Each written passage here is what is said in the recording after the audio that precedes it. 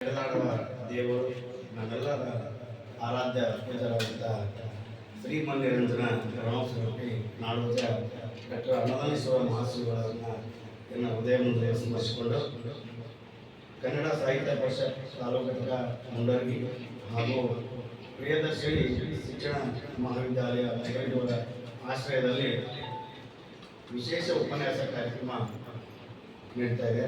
ಈ ಒಂದು ಕಾರ್ಯಕ್ರಮದ ಗಣ ಅಧ್ಯಕ್ಷತೆಯನ್ನು ವಹಿಸಿರುವಂಥ ಕನ್ನಡ ನಾಡು ನುಡಿ ಸಾಹಿತ್ಯದ ಬೆಳವಣಿಗೆಗೆ ತಮ್ಮನ್ನು ತಾವು ಅರ್ಪಿಸಿಕೊಂಡಂಥ ಸನ್ಮಾನ್ಯ ಶ್ರೀ ಎಂ ಜಿ ಗಚ್ಚಣ್ಣರವರೇ, ಈ ಕಾರ್ಯಕ್ರಮದ ಉದ್ಘಾಟಕರಾಗಿ ಹಾಗೂ ಸಾಹಿತ್ಯ ಪ್ರೇಮಿಯಾಗಿ ಭಾಗವಹಿಸಿದಂಥ ಹಾಗೂ ಸಂಸ್ಥಾಪಕ ಅಧ್ಯಕ್ಷರಾದಂಥ ಶ್ರೀ ಸಿದ್ದಿಗಯ್ಯ ಹಿರೇಮಠರವರೇ, ಕಾರ್ಯಕ್ರಮದ ಪ್ರೇರಕರು ಹಾಗೂ ಕನ್ನಡ ಸಾಹಿತ್ಯ ಪರಿಷತ್ತಿನ ಏಳಿಗೆಗೆ ಸಲ್ಲಿಸಿದಂಥ ಮಹನೀಯರಾದಂಥ ಶ್ರೀ ಡಾಕ್ಟರ್ ಬಿ ಜಿ ಹಿರೇಮಠರವರೇ ಹಾಗೂ ಕನ್ನಡ ಸಾಹಿತ್ಯ ಪರಿಷತ್ತಿನ ಗೌರವ ಕಾರ್ಯದರ್ಶಿಗಳು ಹಾಗೂ ಚೈತನ್ಯ ಶಿಕ್ಷಣ ಸಂಸ್ಥೆಯ ಸಂಸ್ಥಾಪಕ ಅಧ್ಯಕ್ಷರು ಆದಂಥ ಶ್ರೀಮತಿ ಹಾಗೂ ಈ ಒಂದು ಕಾರ್ಯಕ್ರಮದ ನಾಲ್ವಡಿ ಕೃಷ್ಣರಾಜ ಒಡೆಯರ ಜೀವನ ಮತ್ತು ಕೊಡುಗೆ ಕುರಿತು ಉಪನ್ಯಾಸ ಆರಂಭಿಸಿದಂಥ ಶ್ರೀಮತಿ ವೀಣಾ ಪಾಟೀಲ್ ಅವರೇ, ನಮ್ಮೆಲ್ಲರಿಗೂ ಮಾರ್ಗದರ್ಶಕರು. ಕನ್ನಡ ನಾಡು ನುಡಿ ಅಂದರೆ ಅದಕ್ಕೆ ಮೊದಲು ಹೆಸರು ಬರೋದು ಹಿರಿಯ ಸಾಹಿತಿಗಳಂತ ಸನ್ಮಾನ್ಯ ಶ್ರೀ ಆರ್ ಎಲ್ ಪೊಲೀಸ್ಪಾಡ್ ಗುರುಗಳು ಅವರನ್ನು ಕೂಡ ನಡೆಯುತ್ತಾ ಹಾಗೂ ಕನ್ನಡ ಸಾಹಿತ್ಯ ಪರಿಷತ್ತಿನ ಎಲ್ಲ ಗೌರವಾನ್ವಿತ ಕಾರ್ಯಕಾರಿಣಿ ಸದಸ್ಯರೇ ಹಾಗೂ ಸಾಹಿತ್ಯ ಅಭಿಮಾನಿಗಳೇ, ಈ ನಾಡಿನ ಭವಿಷ್ಯದ ವಿದ್ಯಾರ್ಥಿಗಳಿಗೆ ಜೀವನವನ್ನು ರೂಪಿಸುವಂಥ ಮಹತ್ ಕಾರ್ಯಕ್ಕೆ ಸನ್ನದ್ಧರಾಗಿ ತಾವಿಲ್ಲಿ ಶಿಕ್ಷಣವನ್ನು ಕಲಿತಕ್ಕಂಥ ಎಲ್ಲ ಪ್ರಶಿಕ್ಷಣಾರ್ಥಿಗಳೇ ಹಾಗೂ ಇಲ್ಲಿ ಆಗಮಿಸಿದಂಥ ಎಲ್ಲ ಅಧ್ಯಾಪಕರೇ, ಉಪನ್ಯಾಸಕರೇ, ಸಿಬ್ಬಂದಿ ವರ್ಗದವರೇ, ಸರ್ವರಿಗೂ ಕೂಡ ನಮಸ್ಕಾರಗಳನ್ನು ಸಲ್ಲಿಸಿ, ಕನ್ನಡ ಸಾಹಿತ್ಯ ಪರಿಷತ್ತು ಕಳೆದ 3 ವರ್ಷಗಳಿಂದ ಮುಂಡರಗಿ ತಾಲೂಕಿನಲ್ಲಿ ಅನೇಕ ವಿವಿಧ ಕಾರ್ಯಕ್ರಮಗಳನ್ನು ನಾವು ನಡೆಸ್ತಾ ಬಂದಿದ್ದೇವೆ. ನಾವು ಕನ್ನಡ ನಾನುಡಿ ಅಂದ ಕೂಡಲೇ ಹಲವಾರು ಕನ್ನಡ ಪರ ಸಂಘಟನೆಗಳು ಕೂಡ ಅದಕ್ಕೆ ಧಕ್ಕೆ ಆದಾಗ ಅದನ್ನು ಹೋರಾಟ ಮಾಡಿ ಅದನ್ನು ಸರಿ ಹೋಗ್ತಕ್ಕಂಥ ಕೆಲಸವನ್ನು ಏನು ಕನ್ನಡ ಪರ ಸಂಘಟನೆಗಳು ಮಾಡ್ತವೆ. ಆ ಎಲ್ಲ ಕನ್ನಡ ಪರ ಸಂಘಟನೆಗಳ ಮಾತೃ ಸಂಸ್ಥೆ ಯಾವುದಾದ್ರು ಇದ್ದರೆ ಅದು ಕನ್ನಡ ಸಾಹಿತ್ಯ ಪರಿಷತ್ತು ಅಂತಂದು ಹೇಳಿ. ಹಾಗಾದರೆ ಕನ್ನಡ ಸಾಹಿತ್ಯ ಪರಿಷತ್ತು ನಾವಿವತ್ತು ನಾಲ್ವಡಿ ಕೃಷ್ಣರಾಜ ಒಡೆಯರನ್ನು ಇವತ್ತೆಲ್ಲ ನಡೀತಾ ಇದ್ದೇವೆ.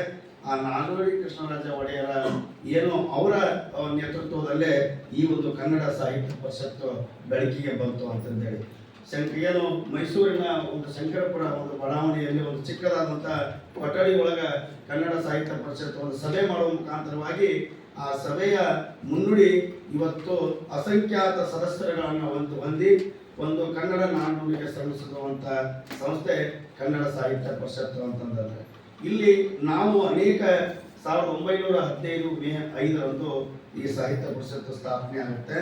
ಇಲ್ಲಿ ಕವಿಗಳನ್ನು, ಸಾಹಿತಿಗಳನ್ನು, ಬರಹಗಾರರನ್ನ, ಕಾದಂಬರಿಕಾರರನ್ನ ಅವರೆಲ್ಲರನ್ನು ಒಂದು ಮುಂಚೂಣಿಗೆ ತರ್ತಕ್ಕಂಥ ಒಂದು ಕಾರ್ಯವನ್ನು ಸಾಹಿತ್ಯ ಪರಿಷತ್ತು ಇಲ್ಲಿ ಮಾಡ್ತಾ ಇದೆ ಅಂತಂದೇಳಿ. ಹಾಗಾದರೆ ಸಾಹಿತ್ಯ ಪರಿಷತ್ತು ಇಲ್ಲಿ ಅನೇಕ ಜನ ಈಗ ಆಜೀವ ಸದಸ್ಯರುಗಳು ಅಂತ ನಾವೆಲ್ಲ ಮಾಡ್ತಾ ಇದ್ದೀವಿ. ಪ್ರತಿಯೊಬ್ಬರು ಕೂಡ ಈಗಾಗಲೇ 1 ಕೋಟಿ ಸದಸ್ಯರುಗಳನ್ನು ಮಾಡಬೇಕು ಅನ್ನೋ ಒಂದು ಗುರಿಯನ್ನು ರಾಜ್ಯ ಕನ್ನಡ ಸಾಹಿತ್ಯ ಪರಿಷತ್ತು ತನ್ನ ಗುರಿಯನ್ನು ಇಟ್ಕೊಂಡಿದೆ. ರಾಜ್ಯಾಧ್ಯಕ್ಷರಾದಂಥ ಮಹೇಶ್ ಜೋಶಿಯವರಾಗಿರ್ಬೋದು, ನಮ್ಮ ಗದಗ ಜಿಲ್ಲಾಧ್ಯಕ್ಷರಾದಂಥ ವಿವೇಕಾನಂದ ಗೌಡ ಪಾಟೀಲರಾಗಿರ್ಬೋದು, ಮುಂಡರಗಿ ತಾಲೂಕಾ ಗೌರವಾನ್ವಿತ ಅಧ್ಯಕ್ಷರಾದಂಥ ಎಂ ಜಿ ಗಚ್ಚಣ್ಣವರಾಗಿರ್ಬೋದು, ಎಲ್ಲರ ಗುರಿ ಒಂದೇ, ಸರ್ವರನ್ನು ಕೂಡ ಈ ಸಾಹಿತ್ಯದ ಎಡೆಗೆ ತರತಕ್ಕಂಥ ಒಂದು ಕೆಲಸವನ್ನು ಮಾಡಬೇಕು ಅಂತಂದ್ರೆ ಹಲವಾರು ಜಂಜಾಟಗಳಿಂದ ನಾವು ಜೀವನವನ್ನು ಸಾಗಿಸ್ತಾ ಇರ್ತೀವಿ. ನೋಡಿ, ಸಂಗೀತಕ್ಕೆ ತಲೆ ತೂಗ್ತಕ್ಕಂಥ ವ್ಯಕ್ತಿ ಯಾರು ಇಲ್ಲ ಅಂತ. ಯಾವುದೇ ಒಂದು ಹಾಡು ಬರಲಿ, ಆ ಹಾಡು ನಮ್ಗೆ ಇಷ್ಟ ಅನ್ನಕ್ಕೆ ಹೋದ್ರೆ ಆ ಹಾಡಿಗೆ ನಮ್ಮಿಂದ ನಾವೇ ಮಾಡ್ತೀವಿ, ತೆರೆಯನ್ನು ಅಲವಡಿಸ್ತೀವಿ. ಅದಕ್ಕೆ ತಕ್ಕದಾದಂಥ ನಮ್ಮ ಭಾವನೆಗಳನ್ನು ನಾವು ಅರ್ಥವನ್ನು ಕೊಡ್ತೀವಿ ಅಂತಂದೇಳಿ. ಹಾಗೆ ಆ ಸಂಗೀತ ಒಂದು ತೋರ್ಪಡಿಸ್ಬೇಕಾದ್ರೆ ಅದಕ್ಕೆ ಮೂಲ ರೂಪ ಏನಂದ್ರೆ ಸಾಹಿತ್ಯ ಅಂತಂದೇಳಿ. ಹಾಗಾದ್ರೆ ಸಾಹಿತ್ಯವನ್ನು ನಾವು ಕಲಿಬೋದು. ಕವಿಗಳಾಗ್ಬೋದು, ಚೆನ್ನಾಗಿ ಓದ್ಬೋದು. ನೀವೆಲ್ಲ ಇದೆಲ್ಲ ಬಂದಿದ್ದೀರಿ. ನೀವೆಲ್ಲ ಒಬ್ಬೊಬ್ಬರಲ್ಲಿ ಒಂದೊಂದು ವಿಷಯಕ್ಕೆ ನೀವು ನುರಿತವಾದಂಥ ವಿದ್ಯಾರ್ಥಿಗಳು ಇದ್ದೀರಿ. ಅದ್ರ ಬಗ್ಗೆ ಪ್ರಾಬಲ್ಯ. ಒಬ್ಬರು ಪುಸ್ತಕವನ್ನು ಚೆನ್ನಾಗಿ ಓದ್ತಿರ್ತಾರೆ, ಒಬ್ಬರು ಪುಸ್ತಕ ಓದ್ಲಾರ್ದಾಗ ಏನು ಮಾಡ್ತಾರೆ, ಪಾಠ ಹೇಳಿದ್ದನ್ನ ತಿಳ್ಕೊಳ್ಳುವಂಥ ಸಾಮರ್ಥ್ಯ ಇರುತ್ತೆ.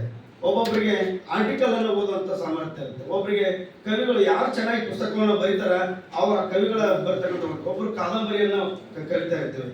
ಈ ರೀತಿಯಾಗಿ ಒಬ್ಬರಲ್ಲಿ ಒಬ್ಬರೊಂದು ವಿಶೇಷತೆಯನ್ನ ಅಳವಡಿಸಿಕೊಂಡು ಈ ಸಾಹಿತ್ಯ ಪರಿಷತ್ ಬಳಕೆಗೆ ಬಂದಿದೆ ಅಂತ ಮಾಡಿ ಮುಂಡ್ರಿಗಿ ತಾಲೂಕಿನಲ್ಲಿ ಅನೇಕ ನಾವು ದತ್ತಿ ಉಪನ್ಯಾಸಗಳನ್ನ ನಾವು ಇಲ್ಲಿ ಮಾಡ್ತೀವಿ ಅಂತಂದೇಳಿ ನಮ್ಮ ಹಿರಿಯರು ಈ ನಾಡಿಗೆ ಕೊಟ್ಟಂತ ಸೇವೆ ಯಾವ ರೀತಿ ಇದೆ ಅನ್ನೋದ್ರ ಬಗ್ಗೆ ಮುಂದಿನ ಪೀಳಿಗೆಗೆ ಅಂತ ಹಿಂದಿನ ಪೀಳಿಗೆಗೆ ಮುಟ್ಟಿಸುವಂತ ಒಂದು ಕೆಲಸವನ್ನ ಸಾಹಿತ್ಯ ಪರಿಷತ್ತು ಇಲ್ಲಿ ಮಾಡ್ತಾ ಇದೆ. ಅದರ ರೀತಿಯಾಗಿ ವಿದ್ಯಾರ್ಥಿ ಘಟಕಗಳನ್ನ ಮಾಡ್ತಾ ಇದ್ದೀವಿ. ಇಲ್ಲಿ ನಾವೇನ್ ಮಾಡಿದ್ರು ಕೂಡ ಇಂದಿನ ಯುವ ಸಮೂಹನೇ ಇದಕ್ಕೆ ಸಾಹಿತ್ಯ ಪರಿಷತ್ ಗಟ್ಟಿ ನೆಲೆಯಾಗಿ ನಿಲ್ತಕ್ಕಂಥದ್ದು ಒಂದು ಅನಿವಾರ್ಯತೆ ಇದೆ. ಯಾಕಂದ್ರೆ ಸಾಹಿತಿಗಳು ಅಂತಂದ್ರೆ ಬಹಳ ಚೀಲ ಹಾಕೊಂಡು ಅನೇಕ ಓದ್ಕೊಂತ ಹಿರಿಯರೇ ಜಾಸ್ತಿ ಈ ಒಂದು ಸಾಹಿತ್ಯದೊಳಗೆ ತೊಡಗಿಸಿಕೊಂಡಿದ್ದಾರೆ. ಆದ್ರೆ ಅನೇಕ ಬರಹಗಾರರು ಯುವ ಕವಿಗಳು ಏನೋ ಯುವಕರು ಹೊರಹೊಮ್ಮಬೇಕು ಅನ್ನೋ ಒಂದು ಉದ್ದೇಶ ಇಟ್ಕೊಂಡು ನಾವಿಲ್ಲಿ ಕಾರ್ಯವನ್ನ ಮಾಡ್ತಾ ಇದ್ದೇವೆ. ನಾವಿನ್ನು ಕರ್ನಾಟಕ ಸಂಭ್ರಮ 50 ನೋಡ್ರಿ, ನಮ್ಮ ರಾಜ್ಯಕ್ಕೆ 50 ವಸಂತಗಳನ್ನ ಪೂರೈಕೆ ಮಾಡಿದಾಗ ಅನೇಕ ಮಹನೀಯರು ಈ ರಾಜ್ಯಕ್ಕೆ ಈ ನಾಡಿಗೆ ದೊಡ್ಡದಂತ ಮಹನೀಯರಿದ್ದಾರೆ, ಮಡಿದಂತ ಮಹನೀಯರಿದ್ದಾರೆ. ಆ ಮಹನೀಯರನ್ನ ನೆನೆಯೋಕ್ಕೋಸ್ಕರ ಕರ್ನಾಟಕ ಸಂಭ್ರಮ 50 ಅನ್ನೋ ಒಂದು ಕಾರ್ಯಕ್ರಮವನ್ನ ನಾವು 75 ಕಾರ್ಯಕ್ರಮಗಳನ್ನ ಮುಂಡ್ರಿಗಿ ತಾಲೂಕಿನಲ್ಲಿ ಮಾಡಿ ಇಡೀ ಜಿಲ್ಲೆಗೆ ಏನು ಒಳ್ಳೆ ಸಾಹಿತ್ಯದ ಬೆಳವಣಿಗೆ ಏನು ತಾಲೂಕು ಅಂತಂದೇಳಿ ಹೆಸರನ್ನು ಪಡೆದುಕೊಂಡಂತ ನಮ್ಮ ಸಾಹಿತ್ಯ ಘಟಕ ಅಂತಂದೇಳಿ ಆ ರೀತಿ ಕಾರ್ಯಗಳನ್ನ ಸಾಹಿತ್ಯ ಪರಿಷತ್ತು ಮಾಡ್ತಾ ಇದೆ. ಇನ್ನೊಂದು ವಿಶೇಷವಾಗಿ ಏನಂತಂದ್ರೆ ಎಲ್ಲರಿಗೂ ಗೊತ್ತಿದೆ, ಶಿಕ್ಷಣ ಕಲಿಬೇಕಾದ್ರೆ ಶಿಕ್ಷಕರಾಗಬೇಕಾದ್ರೆ ಒಂದು ದೇವಾಲಯ ಬೇಕು. ಯಾವ ದೇವಾಲಯ ಅಂದ್ರೆ ಶಿಕ್ಷಣ ಮಾಡಿದ್ದಾರೆ ಅಂತ ದೇವಾಲಯ ಬೇಕು. ಆದ್ರೆ ಸಾಹಿತ್ಯ ಸಂಗೀತ ಕಲೆ ಅಂತ ಕಲಿಬೇಕಾದ್ರೆ ನಮಗೂ ಒಂದು ದೇವಾಲಯ ಬೇಕು. ಆ ದೇವಾಲಯ ಯಾವ್ದಂದ್ರೆ ಮುಂಡ್ರಿಗಿ ತಾಲೂಕಿನಲ್ಲಿ ಬಹಳ ಭವ್ಯವಾಗಿ ನಿರ್ಮಾಣವಾಗ್ತಕ್ಕಂಥ ಕನ್ನಡ ಸಾಹಿತ್ಯ ಭವನ. ನೀವೆಲ್ಲ ನೋಡ್ಬೋದು, ಕನ್ನಡ ಸಾಹಿತ್ಯ ಭವನ ಇದೇ ಏನು ತಾಲೂಕಾ ಕ್ರೀಡಾಂಗಣ ಪಕ್ಕದಲ್ಲೇ ತೆರೆ ಎತ್ತಿ ನಿಂತಿದೆ. ಅದಕ್ಕೆ ಮೂಲ ಕಾರಣ ಏನಂತಂದ್ರೆ ಸಾಹಿತಿಗಳನ್ನ ಕವಿಗಳನ್ನ ಪ್ರೋತ್ಸಾಹಿಸುವಂತದ ಅವರಲ್ಲಿರ್ತಕ್ಕಂಥ ಸಾಮರ್ಥ್ಯವನ್ನ ಕಾರ್ಯಕ್ರಮಗಳ ಮಾಡೋಕೆ ಒಂದು ವೇದಿಕೆಯನ್ನು ರೂಪಿಸಿ ಈ ನಾಡಿಗೆ ಅವರ ಕೊಡುಗೆಯನ್ನು ರೂಪಿಸೋದಕ್ಕೋಸ್ಕರ ಈ ಒಂದು ಕಾರ್ಯಕ್ರಮಗಳನ್ನು ಮಾಡೋದಕ್ಕೋಸ್ಕರ ನಾವೆಲ್ಲ ಸಾಹಿತ್ಯ ಭವನವನ್ನ ನಿರ್ಮಾಣ ಮಾಡ್ತಾ ಇದ್ದೇವೆ. ತಾವು ಫ್ರೀದ ಸಾಹಿತ್ಯ ಭವನ ಕಡೆ ಬರ್ರಿ, ಪುಸ್ತಕಗಳನ್ನ ಓದ್ರಿ, ಗ್ರಂಥಾಲಯಗಳಲ್ಲಿ ನೀವು ಹೋಗ್ರಿ. ಗ್ರಂಥಾಲಯ ಅಂದ್ರೆ ಕೇವಲ 4-5 ಜನ ಅಷ್ಟೇ ಇರ್ತಾರೆ. ಗ್ರಂಥಾಲಯ ಅಂದ್ರೆ ಈಗಿನ ಜನಕ್ಕೆ ಅಷ್ಟು ಬೇಡವಾದಂತ ಆಗಿದೆ. ಗ್ರಂಥಾಲಯವನ್ನ ನೀವು ಬಳಸಿಕೊಂಡ ಬಂದ್ರೆ ಈ ನಾಡಿಗೆ ಒಬ್ಬ ಶ್ರೇಷ್ಠವಾದಂತ ವ್ಯಕ್ತಿ ನೀವು ಆಗ್ತೀರಿ. ಹಲವು ವಿಷಯಗಳನ್ನ ನೀವು ಕಲಿಬಹುದು. ಪತ್ರಿಕೆಗಳಿರ್ತಾವು, ಕಾದಂಬರಿಗಳಿರ್ತಾವು, ಸಾಹಿತ್ಯದ ಚಟುವಟಿಕೆಗಳಂತ ಇರ್ತಾವು, ಓದ್ಬೋದು, ಗಟ್ಟಿ ಓದು, ಯಾವ ರೀತಿಯಾಗಿ ಓದ್ಬೇಕಂತ ಅಂಕಣಗಳಿರ್ತಾವ, ಅವನ್ನೆಲ್ಲ ಕಳೆಯೋಕ್ಕೋಸ್ಕರ ನಾವು ಓದು ಬಹಳ ಪ್ರಮುಖ. ಈ ನಾಡು ಭವಿಷ್ಯನ ರೂಪಿಸುವಂತ ಮಕ್ಕಳಿಗೆ ನೀವು ಪಾಠವನ್ನ ಹೇಳ್ಕೊಡ್ತಾ ಇದ್ರೆ ಸರ್ವರೊಳ ಬಂದಾಗಿ ಒಂದೊಂದು ನುಡಿಯನ್ನು ಕಲಿತ ಯಾವ ರೀತಿ ಸರ್ವಜ್ಞ ಗರ್ವದಿಂದ ಆಗಿಲ್ಲ, ನಾ ಎಲ್ಲರ ಹತ್ರ ಒಂದೊಂದು ನುಡಿ ಕಲಿತು ಸರ್ವಜ್ಞಾಗಿನ ಅಂತ ಹೇಳ್ತಾನೆ. ಆ ರೀತಿ ಶಿಕ್ಷಕರು ಕೂಡ ಹಲವಾರು ವಿಷಯಗಳನ್ನು ಹೊಂದಿಕೊಂಡು ಈ ಮುಂದಿನ ವಿದ್ಯಾರ್ಥಿಗಳಿಗೆ ಭವಿಷ್ಯವನ್ನು ರೂಪಿಸುವಂತ ಕಾರ್ಯವನ್ನ ಅವ್ರು ಮಾಡಲಿ ಅಂತ ಹೇಳ್ತಾ ಕನ್ನಡ ಸಾಹಿತ್ಯ ಪರಿಷತ್ತು ಇನ್ನು ಅನೇಕ ಕಾರ್ಯಕ್ರಮ ನೀವೆಲ್ಲ ಬಂದಿರಿ. ಎಲ್ಲರೂ ಕೂಡ ಏನು ಸದಸ್ಯತ್ವವನ್ನ ನೀವೆಲ್ಲ ಮಾಡಿಸ್ರಿ. ಕನ್ನಡ ನಾಡು ನೋಡಿ ನಿಮ್ಮ ಗ್ರಾಮದೊಳಗ ನಿಮ್ಮ ಏರಿಯಾದೊಳಗ ಕನ್ನಡ ನಾಡಿನ ಬಗ್ಗೆ ಒಂದು ಕಾರ್ಯಕ್ರಮ ಇದೆ ಅಂದ್ರೆ ಅಲ್ಲಿ ಸ್ವಯಂ ಪ್ರೇರಿತವಾಗಿ ಎಲ್ಲರೂ ಕರಿಬೇಕಂತ ಏನಿಲ್ಲ, ಸ್ವಯಂ ಪ್ರೇರಿತವಾಗಿ ನಾವು ಭಾಗವಹಿಸಿ ಈ ನಾಡನ್ನ ಋಣವನ್ನು ತೀರಿಸಬೇಕಾದದ್ದು ನಮ್ಮೆಲ್ಲದ ಕರ್ತವ್ಯ. ಹಾಗಾಗಿ ಈ ನಾಡು ನುಡಿಗಾಗಿ ನಾವೆಲ್ಲರೂ ಸೇವೆ ಮಾಡೋಣ. ಇಂಥ ಅರ್ಥಪೂರ್ಣ ವಿಶೇಷವಾಗಿ ನಾಲ್ವಡಿ ಕೃಷ್ಣರಾಜ ಒಡೆಯರು ಬಹಳ ಅದ್ಭುತವಾದಂಥ ವ್ಯಕ್ತಿ. ಈ ನಾಡಿಗೆ ಏನು ಒಂದು ಯೋಜನೆ ರೂಪಿಸುವಂತ ವ್ಯಕ್ತಿ, ಪುರಸಭೆಗಳನ್ನ ನಗರಸಭೆಗಳನ್ನ ಮಾಡಿದಂಥ ವ್ಯಕ್ತಿ. ಅಂತ ವ್ಯಕ್ತಿಯ ಜೀವನ ಚರಿತ್ರೆಯನ್ನ ವೀಣಾ ಮೇಡಮ್ ಅವರು ಹೇಳ್ತಾರೆ. ಅವರ ಉಪನ್ಯಾಸವನ್ನು ನಾವು ನೀವೆಲ್ಲರೂ ಕೇಳೋಣ. ಈ ಕಾರ್ಯಕ್ರಮದ ಪ್ರಾಸ್ತಾವಿಕವಾಗಿ ಹಾಗೂ ಈ ಕಾರ್ಯಕ್ರಮ ಆಯೋಜನೆ ಮಾಡಿದಂಥ ಸರ್ವರಿಗೂ ಕೂಡ ನಾನು ಈ ಸಂದರ್ಭದಲ್ಲಿ ಸಾಹಿತ್ಯ ಮಾಡುವಂತ ಧನ್ಯವಾದಗಳು ಸಲ್ಲಿಸ್ತಾ ಪ್ರಾಸ್ತಾವಿಕವಾಗಿ ಮಾತನಾಡಲು ಅವಕಾಶ ಮಾಡಿಕೊಟ್ಟಂತ ಸಭಿಕರಿಗೆ ವಂದಿಸಿ ನಾನು ಮುಸ್ತರಿದ್ದಾಯಿ. ಜೈ ಕರ್ನಾಟಕ.